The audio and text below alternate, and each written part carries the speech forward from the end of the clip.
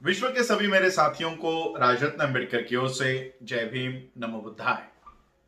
महार वो कौन थे और वो अछूत कैसे बने, इस सीरीज के तीसरे भाग में आप सभी लोगों का स्वागत है। तो चलिए ज्यादा समय नहीं लगाते हुए हम आज के इस सीरीज की, आज के इस भाग की शुरुआत करते हैं। डॉक्टर बाबा साहब अम्बेडकर जी आगे लिखते हैं, इस विचार के समर्थन में, इस दृष्टिकोण के समर्थन में, कौन सा दृष्टिकोण कि महार आदिम नहीं है, महार प्राचीन नहीं है, इस दृष्टिकोण के समर्थन में मैं अपना दूसरा विचार प्रस्तुत करना चाहता हूं। और यह विचार अभिवादन के शब्द से संबंधित है और यह महारों के लिए विशेष है।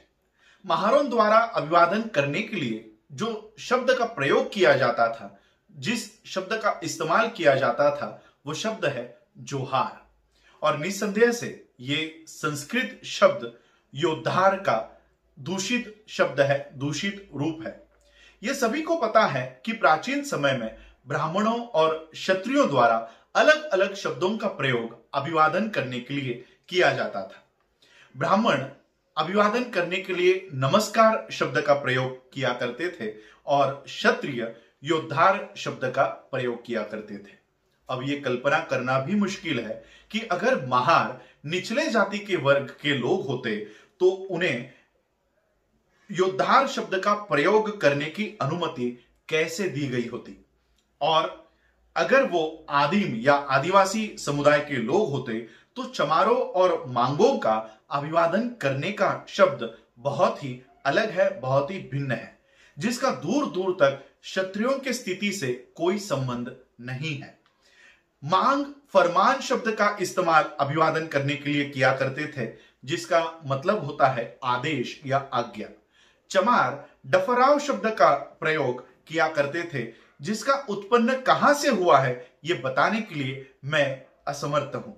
लेकिन सच्चाई यही है कि महार जोहार शब्द का इस्तेमाल अभिवादन के तौर पर किया करते थे। और जैसा कि मैंने पहले कहा कि यह शब्द केवल क्षत्रियों द्वारा ही अभिवादन करने के लिए इस्तेमाल में लाया जाता था। इसमें कोई शक नहीं है, इसमें कोई संदेह नहीं है कि मराठा भी इसी शब्द का प्रयोग, जोहार शब्द का प्रयोग अभिवादन करने के लिए इस्तेमाल में किया करते थे। शिवाजी महाराज के शासन काल में यह प्रचलित था और यहां तक कि शिवाजी महाराज ने एक और एक मात्र खत जो उन्होंने अपने हाथों से, अपने हस्ताक्षर से मालोजी घोरपड़े को लिखा हुआ है, उसमें उन्होंने जोहार शब्द का प्रयोग अभिवादन करने के लिए किया हुआ है। यह सभी को पता है कि छत्रपति शिवाजी महाराज जी के बाद से मराठाओं ने जोहार शब्द के बजाय राम राम शब्द का प्रयोग अभिवादन करने के लिए इस्तेमाल करना शुरू किया।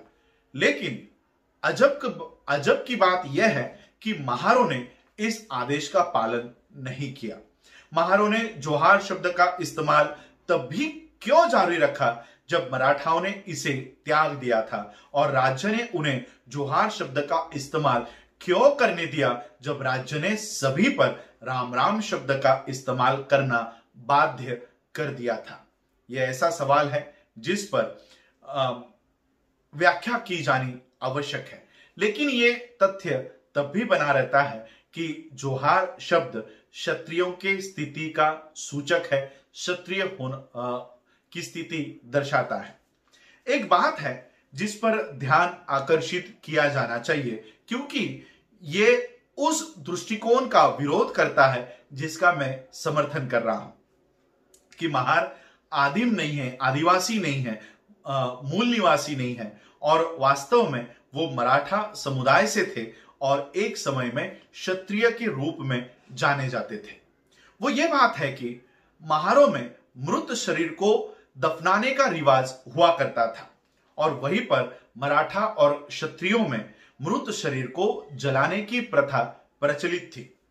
मृतकों को दफनाने के इस रिवाज के अस्तित्व को स्वीकार किया जाना चाहिए, लेकिन इस रिवाज के अस्तित्व को स्वीकार करने के लिए उसे निष्कर्ष के रूप में स्वीकार नहीं किया जाना चाहिए।